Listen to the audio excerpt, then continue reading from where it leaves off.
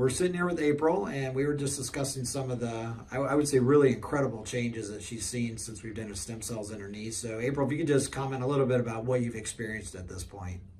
I had the stem cells done about 6 weeks ago, and so far my pain is significantly decreased.